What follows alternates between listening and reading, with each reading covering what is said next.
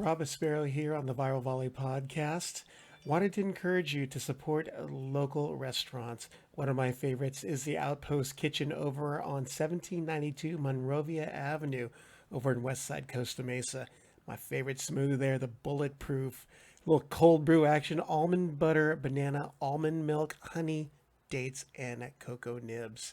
It's a tasty treat for me, but hey, as we go through these COVID times, let's help each other out and support our local businesses. Today on the Viral Volley Podcast, I've got USA Men's National Team member, outside hitter Taylor Sander, who is also a BYU All-American. So enjoy the vodcast today. All right. Hey, Taylor, what have you been doing since the end of VNL in 2019? I know a lot's happened this last year for you. Yeah, since VNL, like last year, I think it's been a really long time since I've played volleyball or been a part of any team. I had some shoulder problems throughout that VNL. Was kind of struggling through it. We had the Olympic qualifier later on in that summer, so I was trying to get healthy. Working out, rehabbing, training with the team as much as I could. Was able to rehab my way back to the VNL finals, where I actually felt great. And then after that, I was having a hard time with my shoulder again. Did some more rehab, took a little break, tried to strengthen it, and then, tried to be a part of that team that went to qualify for the Olympics. Mm-hmm. And I was there being more of a team leader. Was hoping I was going to be able to get on the court, but that didn't happen. And then when we qualified, which was awesome, the guys did amazing in that tournament. I got back, had a scan on my shoulder. They told me my shoulder was toast. The best option for me was to either sit out a club season. I was signed in Moscow, Russia. So they wanted me to either sit out that and then pretty much rehab, get strong, and then pretty much save myself for the Olympic Games. And so that was my option, or the other option was just have surgery, get everything, taken care of now, and then, try and make my return for VNL this summer, the 2020 summer. Mm-hmm. And so I went with the surgery route, and I've been rehabbing, getting stronger, having a nice family break, nice time away from volleyball, which has been great. But starting my road to recovery and return to play now, and I'm excited for that adventure. Well, obviously, after the end of last year's VNL, a lot of history has happened. In fact, as we sit here, we're all in quarantine mode here in Orange County, and I know you're in Huntington Beach and I'm in Costa Mesa. But we were chatting a little bit earlier, but this is like the longest break that you've had probably since before you even went to BYU. How has it been being able to spend that time, and what have you been doing to really treasure that time? Yeah, it's been awesome. I've never had this time, like you said. And I'm glad that this coronavirus thing kind of happened because, all the other athletes that didn't get a chance to take a year off, they're getting their break now. And I think it's healthy. And, it's not what everybody wants to be doing, but I think, talking with all my teammates that I've played with, they're really enjoying, having this family time, focusing on other things in their life, but then being really hungry to return. And I think that's where we're all at. We're hungry to get back on the court. But for me, I've been really spending a lot of time with my family, building those relationships, spending time together, which is really important. It's really healthy to have that family dynamic, and then doing things I normally couldn't do, like go out and surf every day, and golf, and do all these fun things that I really think are important in my volleyball career, because being able to get away is something that I really focus on, and being able to get my mind off volleyball and go do other things is really important. So it's been awesome. We've had some fun family trips, and just creating a lot of good memories. Well, obviously you have a little one now, and you do have some other another niece, and basically all your family is all within. It seems like a 10-minute walk there in Huntington Beach. It must be a great time for you guys to really connect. Yeah, we've done a lot of things together. We're over at my parents' house every day. I don't have a yard. I'm actually in Costa Mesa with you. It's just right on the border of Huntington and Costa Mesa. But we, you know, we come over here every day. They have a yard. Atlee, my little son, likes to play here. And so it's like either we're barbecuing at my house, we're barbecuing here. It's been a lot of fun. And so we've enjoyed kind of this stage in his life because he's grown up a lot in the past couple months, and it's been fun to see the whole family be there to see him in this stage. hmm Well, so when we first got on, when I saw you, I'd say that you looked really relaxed, and but you actually do. And what I'm getting from the athletes I've been talking to, it's a refreshing time for them. And although it's a pandemic and there's so many things happening in the world, but this has been the one thing I've noticed. It's they're a lot more relaxed and their bodies are able to heal. Can you comment a little more about on the healing process and reconnecting with family? Yeah, I mean it's hard what we do, and it's very physically demanding on the body. And so for me to be able to not have to worry about waking up the next morning and going to put my body through hell, and so for me it's awesome. I really, you know, I think it I don't know if I want to say the word lucky, but I've really, taken advantage of this time. And then also focusing on getting my body stronger hmm and working on the things that, were a problem in the past. And so I built a home gym in my garage. It's a full setup, and it's what, we use with the national team. And so I have that in my garage, and me and my brother have been lifting almost every day and working on our bodies to feel strong. And so I'm really excited for my return. I feel like it's the strongest I've ever been, and yeah, it's going to be a good road to returning to play.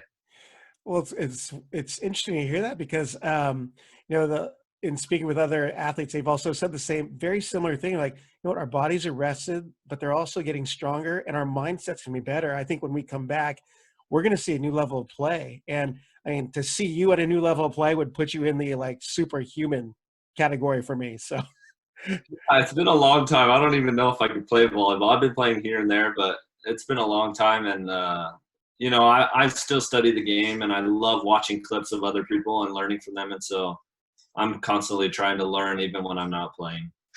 I'm curious who Taylor Sander watches to learn the game from, because it just seems like you're such a natural on the court. You just are in the right place at the right time and make the right moves. But I'm curious at your answer. Yeah, there's so many. I mean, all my USA teammates I love watching. They all have something to learn from.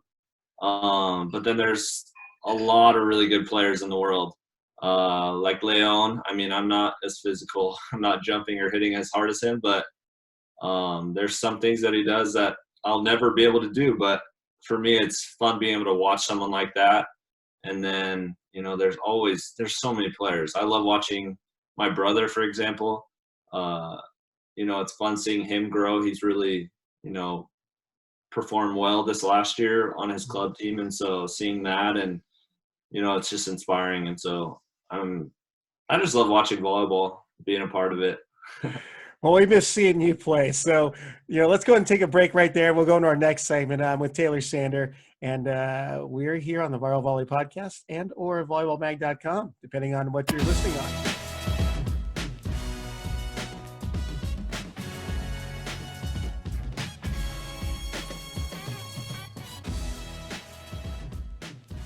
Everyone, I'm with Taylor Sander, the USA men's national team, and a ton of other great club teams in other countries that we're about to talk about right now here on the Viral Volley Podcast and volleyballmag.com. Hey, Taylor, you've had some great results and opportunities playing in countries like China, Qatar, Italy, and last year, Brazil. It seems wherever you land, your team wins. What has been your favorite team experience in your travels? Yeah, there's been so many good ones. I've been really lucky to play on the teams I've played on, some of the best teams in those leagues. And so, I have great memories from all of them. But I really enjoyed this last season in Brazil and getting to know Brazilian volleyball because they've always been such a powerhouse as a national team. And Hmm. so being there, seeing how they work every day, and getting to know the people there. And my wife and I really enjoyed living there, and um, we really connected with the people. They were really warm to us, really helped us with the living situation and making us feel comfortable. And then as far as going to work every day, those guys work so hard, um, and they train hard in the weight room and on the court. And so it's not very hard to get motivated to go every day because everybody has that same mindset. And so for me, that was the coolest part of being, you know, or playing pro in Brazil. And I think, it's the reason why I want to return to play there, someday. Now, your team, Sada Cruzeiro, you mentioned it is a powerhouse, and yeah, following the game the way I do, it's like you always hear about Sada Cruzeiro, but gosh, the teammates you had Isaac, Evandro, and then Kevin Leroux of France was on your team. It seems like you were a star-studded roster. Um, you guys won the Brazilian Cup and the Brazilian Championship. Was it even close for you guys? Yeah, it was. I mean, there's a lot of really good teams. It's a tough league. It's tougher than a lot of people think. And there's a lot of good volleyball players out of Brazil that you never heard of. And so it was always hard. And being on Sada Cruzeiro is like you have more pressure. The fans are a little bit more brutal. They expect you to win. So when you don't win, it's like a riot, But for me, it's cool being a part of such a historic volleyball club, and then playing with the players I got to play with was a great experience. Were you ever heckled by the Brazilian crowds at the opponents' gyms? Yeah, every time, but I have no idea what they're saying, so it's all good. Your Portuguese isn't so good right now, huh? No, I started to learn how to understand, but I'm used to people heckling me, and it's not that big of a deal. Now, some of the actually, so this year you were slated to go to Dynamo Moscow, yet another powerhouse team, but this time in Russia. I mean, the fact that these big teams are wanting to have you on their rosters speaks volumes. But at what point did you decide to not go out to Russia to play because of your shoulder? Yeah, so it was a difficult decision. I was very excited. It was one of my biggest opportunities. I've always wanted to play in Russia. I think one of my goals is to play in, all those strong leagues and get to experience all the different types of volleyball, unique styles that they play with. And so I was super excited. It was a difficult decision to not go, but for me, I wouldn't have lasted the whole season. And so I wanted to be honest with them, and I wanted them to give them a chance to get another strong player. And so it was hard for me. It was hard, not gonna. I knew I wasn't gonna have a job, wasn't gonna get paid, and so for me it was difficult. But it was the right decision for my career going forward because I was gonna have to have surgery, in the future anyways. And so I just wanted to get it over with, and then focus on getting stronger and getting back to the national team and trying to win a gold medal. Well, let's transition over towards the VNL, FIVB VNL, and the Olympics portion here.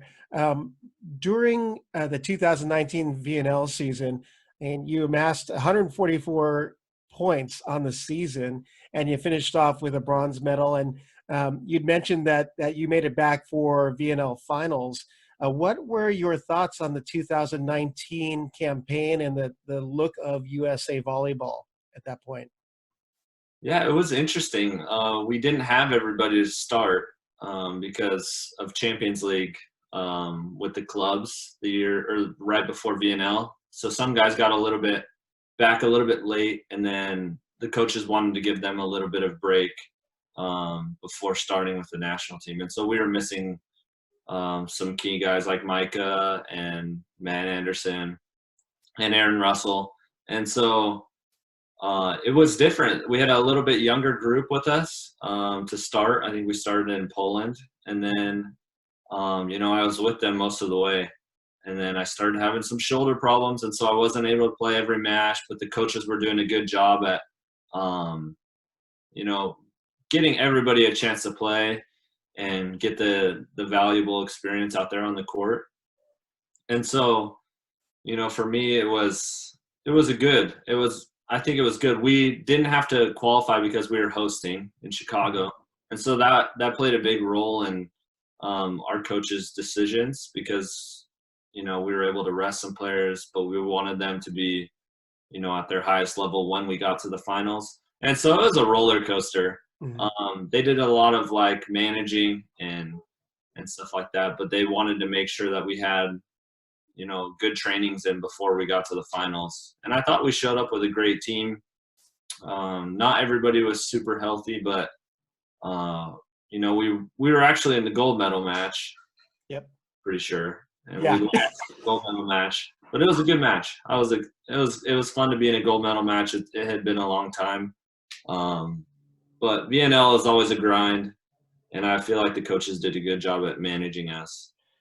Yeah, unfortunately, you came across a Russia team who got hot right in that match. I mean, everything they're doing in that final just seemed to go their way. So everything you were throwing at them, they were getting onto. So Yeah.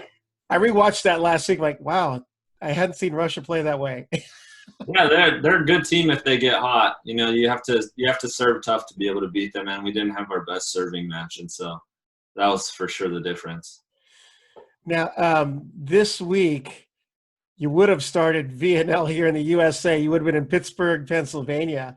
And, obviously, with the way this pandemic's planned out, it's not happening. It's being postponed to next year. But given like the talent that you've seen in the USA gym, how do you feel the USA team would have fared in this year's VNL?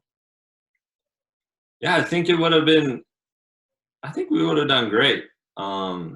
I think every year we get a little bit stronger because our experience we get a little bit deeper with experience. And so having last year, having those young guys be able to play in some big matches and then be able to have another year overseas playing international volleyball and then them coming back and then joining us veterans, and then seeing how they grow and how they can, help our team is something that I was looking forward to. I mean, everybody's growing, everybody's getting stronger, bigger, faster. And so, I'm excited to see what everybody looks like. I know my brother got a lot better. He's kind of like the guy I see every day.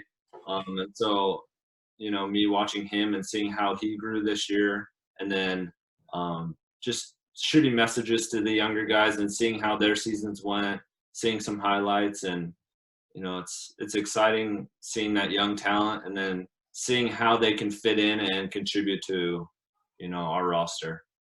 Well, it seems like the Sander family will have an unfair advantage because, with the coronavirus restrictions on activity, you can play one-on-one volleyball. I don't know how all of us can do that, but you can play against your brother since you're related on the beach, right?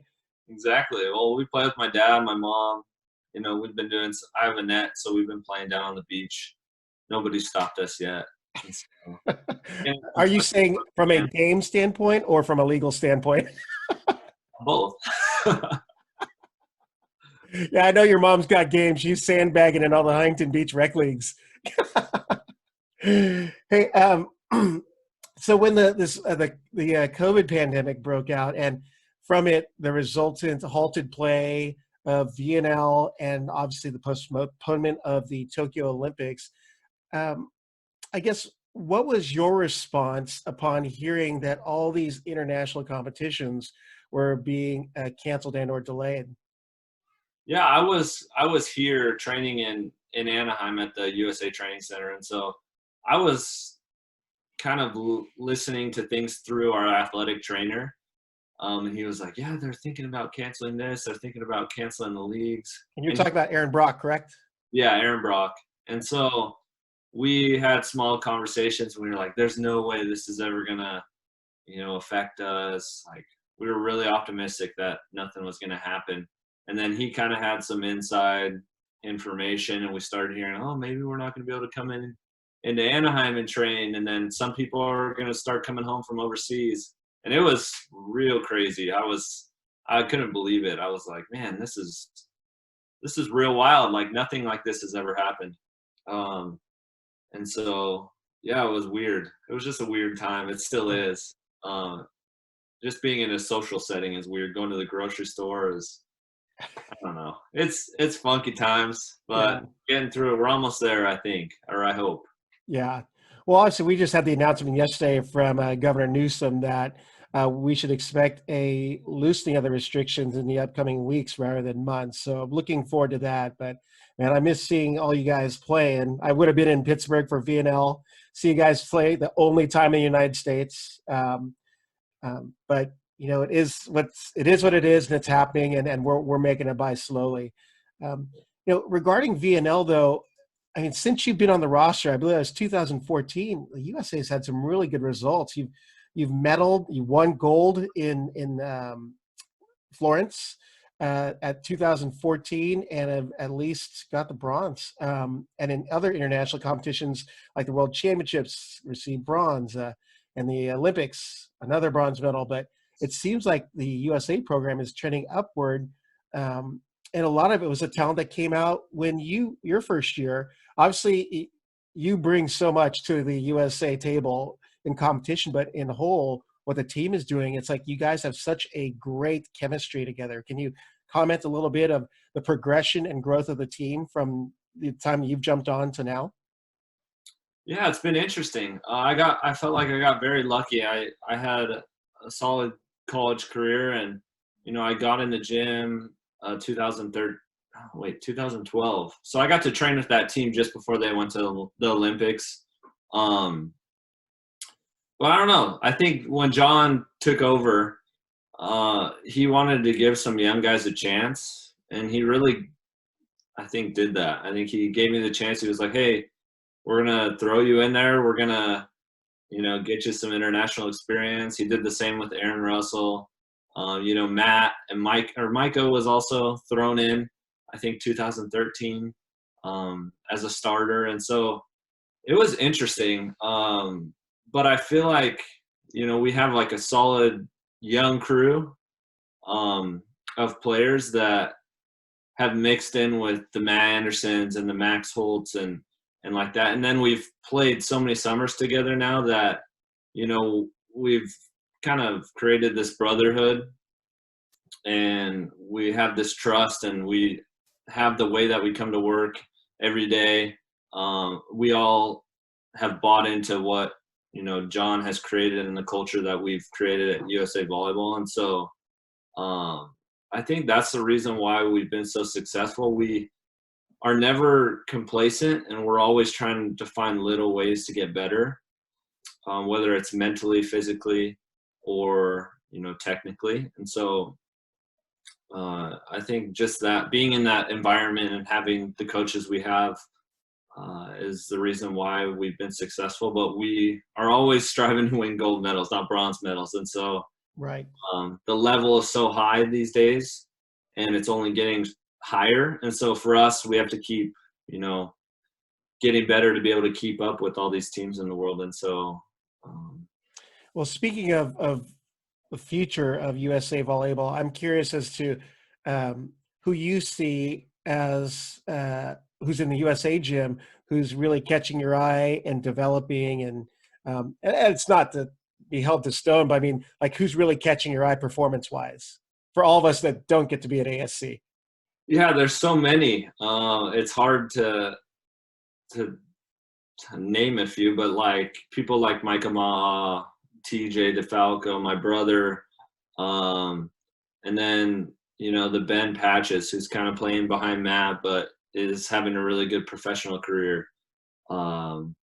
Jeff Jendrick, who gets a start, not always a starter, but is really physical and can be really good. And then there's a lot of young guys that I can't name a few, but there's a bunch of young guys on the Pan Am team that are very good.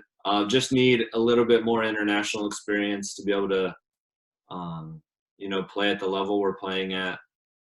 But, you know, boys volleyball is growing in the U.S. and, we're kind of banking on that for our national team. And so I want to encourage all the young guys out there to, keep working hard, and strive to get scholarships and play, at a high level in the college game so that, they can come, be ready to play with the national team and contribute to winning medals at the Olympics and VNL in the future. And so I think, everybody out there has a role to play in it. Yeah. Well, we're seeing that, we're getting talent from different pockets of the United States these days. So it's great seeing that kind of growth, but also the unprecedented growth of like double digits in high school participation on both the boys and women's side. So the game is growing and we're seeing bigger talent pools. So looking good for the future of USA volleyball. So in this time off that you've had, I word through the grapevine is you're at the UCI versus BYU matches in January. Saw some social posts from your mom, of course, and I was like, oh, I would have loved to have seen you guys there. But you obviously saw BYU play with their big guns of Davide Gardini and Gabby Garcia Fernandez. And you had to be pretty proud of your alma mater. I mean, they finished the season ranked number 1 in the AVCA poll with a 17-1 record, with their only loss being the last match of this shortened season. What were your thoughts in seeing BYU play at the level they've been playing at? And since I was the host of College Volleyball Weekly, so I got to sneak that in there. Yeah, it was fun watching them. I've been actually following that team because I felt like that was the team that could win the national championship this year. I thought, they had the pieces. They had a lot of foreign talent, and then having some big guns on the pins. Gabi, pretty crazy arm, really good player. And then Davide kind of brought the experience of, having that international level of volleyball. And he was more of like a smart player, liked to use the block. And so I really enjoyed following them. I'm super bummed for all the seniors that had their seasons cut short. I would have loved to see how that all turned out. But yeah, I got to go see the UCI BYU game in Irvine, and it was a great match. It was fun. I don't know, I haven't been a part of that college setting for a long time, but it was cool seeing, the game at that level and how, everybody's just continuing to step up and perform at these high levels. And it's cool to see that. Yeah. So I interviewed Gabi towards the end of the season, and he came 4 shy of tying your service aces in a season record. You ended with 55 in 2014, and he had 51 in the shortened season. And BYU had 6 more regular season matches to play, and that wasn't even counting all the playoff matches. But it was cool what he said. He said that in interviews or somehow he got in an exchange with you, say, and you were asked, like, how does it feel like with Gabby could break your record? And you're so encouraged, like, oh man, have at it, knock it down and win. So it's cool seeing your encouragement of him and how he appreciated your comment to just go ahead and do it. For me, it's records aren't that important, but like for me, he for sure has a better serve than me.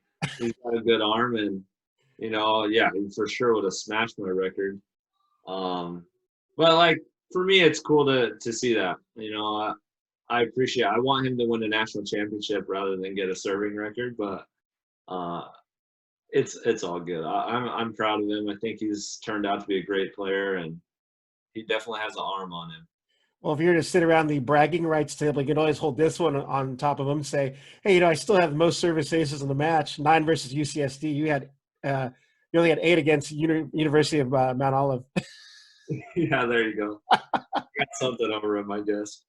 Hey, talk about your BYU career. I was looking at some of the records annals, just preparing to chat with you, but I had no idea that you and Brenden, your brother, for those who are watching, listening, and didn't figure out that Brenden is related to Taylor, you guys finished with the exact hitting percentage in your careers at BYU with a 395.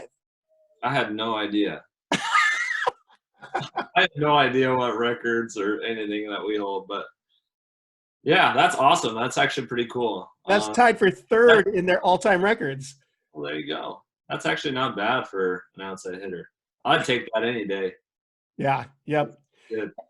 And the other eye-catching stat line was you and Brenden are number 1 and number 2 in service aces for career, which is 182, and he finished with 116, so he had quite some distance to catch up to you. But still, both standards at 1 and 2 is pretty darn good. Yeah, that's awesome. I'm so grateful that we were both able to play for BYU, and I think just the environment that they created for us to get better and to succeed was, I think, top notch. I'm super blessed to have played there. Well, I got to ask you the most obvious question, being that this is a family thing. Would your Norco team have beaten Brendan's Huntington Beach team? Not even close. We would have got destroyed. Why is that? Ridiculous. They were real good, but they would have crushed us for sure. Well, yeah, is it Johansson? Is that Johan? I forgot your other outside that played with you. Yeah, Johannes Brink. A good team, but we were I think D2 CIF or D3 maybe. But Brennan's team was on another level. They were real solid at every position. Yeah. Well, I mean, the Sander family has provided some great CIF, Southern Section, and state volleyball memories for me since I got to see all you guys play through there. And I was like, gosh, who are these Sander kids? And, of course, I'd see guys against Newport Harbor. I'd see at Huntington Beach. You know, just crazy, crazy talent in your family. I'd hate to be at a family picnic playing volleyball against your family. Yeah, it's a big part of our family, and we love it. I think, it's something we could all enjoy together, and just got to thank the parents. They have given us all these opportunities to play and support us. So hats off to them. They're pretty amazing people. Well, let me ask you some of your favorite moments then. Just as a quick rundown, part of a rundown segment, which we'll take a break before. But what was your favorite high school moment? It's so hard to think back that far. Because you're so old. For sure, winning CIF. That was a big thing for our school, for the history books there, and for our city. I think everybody was on board and supporting us. And yeah, Norco, no one knows where Norco is. And so we kind of put them on the map for, there's been some good volleyball players that have come out of there. And so I think that winning CIF with some of my best friends on the team, it's pretty cool. How about your favorite club volleyball moment?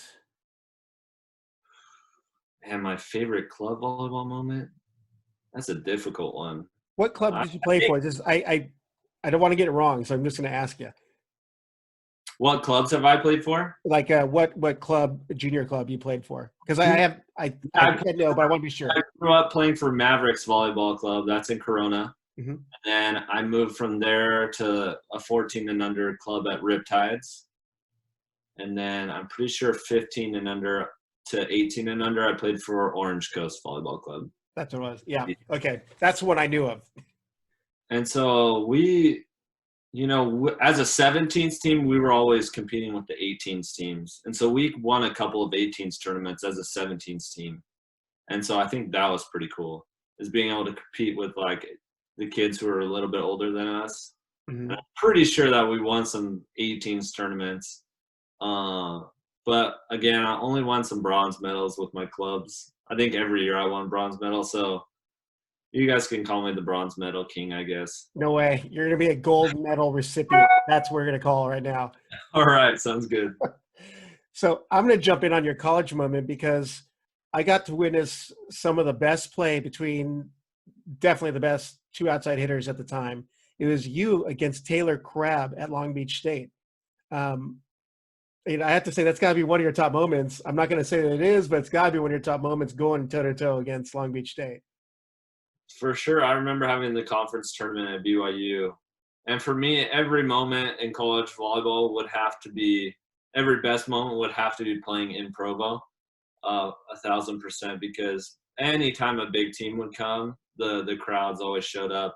And having 5,000 plus, in that kind of small gym, I would consider it small, is pretty fun to play. And so it didn't matter who was on the other side, but I remember we had a Long Beach State game. I think it was the semifinal, mm-hmm. or think we had a semi and a conference final against them, against Long Beach. And Taylor's one of my really good friends.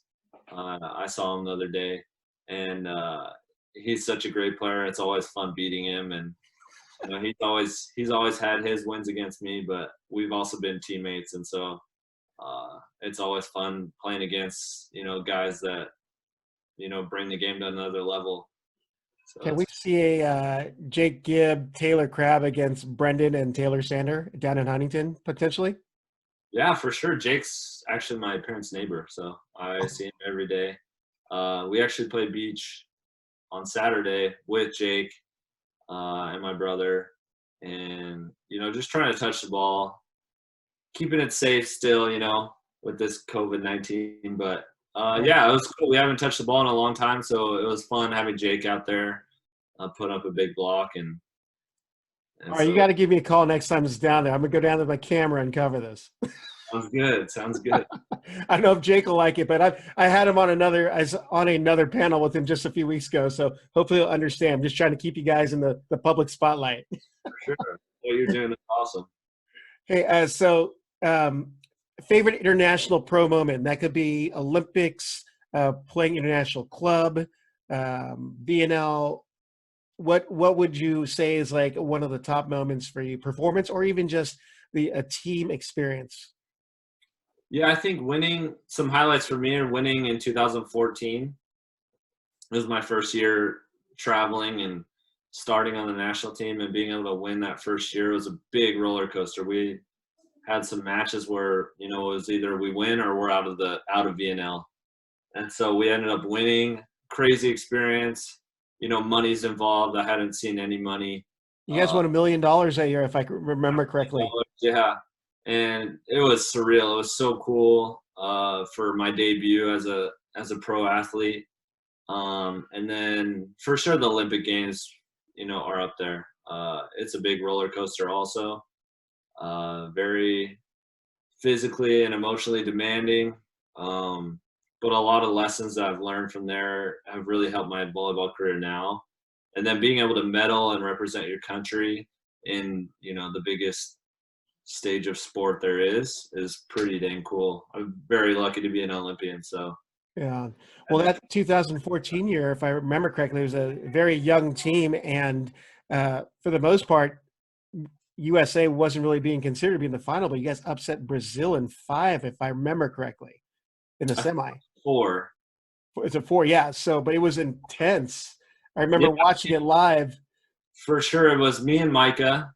It was our first years playing World League.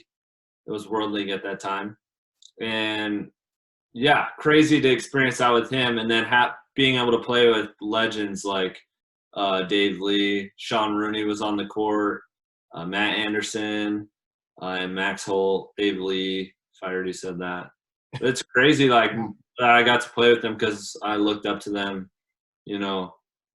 since I was a kid, and so it was cool being out there winning a gold medal with those guys. Yeah.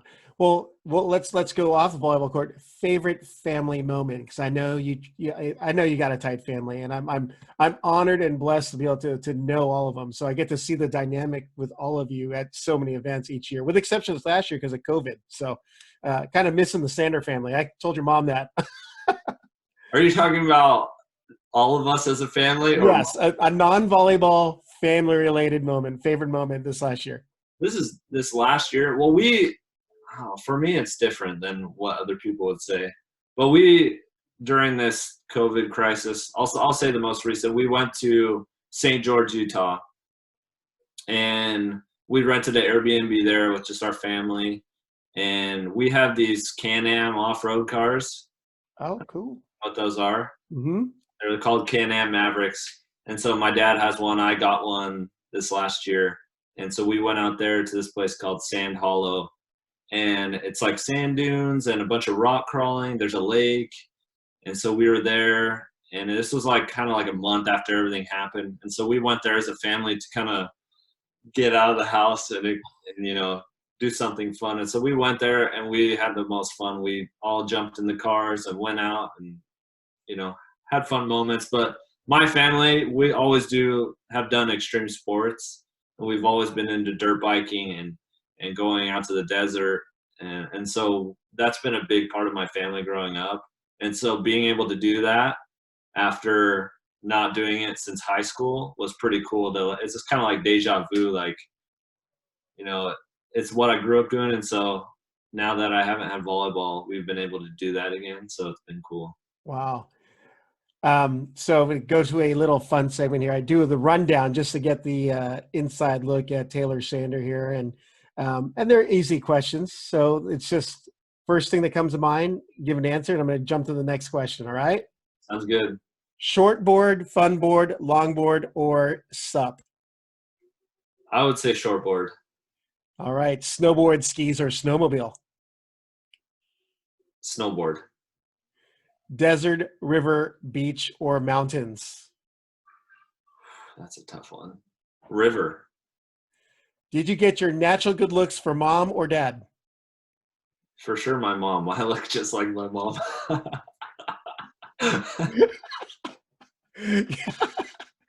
All right. Your athletic ability from mom or dad? Equally both. They're both studs. So I got good genes. And favorite thing to do in passing time since you don't have volleyball? Hanging out with my wife and my kid and watching, my little one grow. Awesome. Hey, Taylor, I can't thank you enough for taking the time.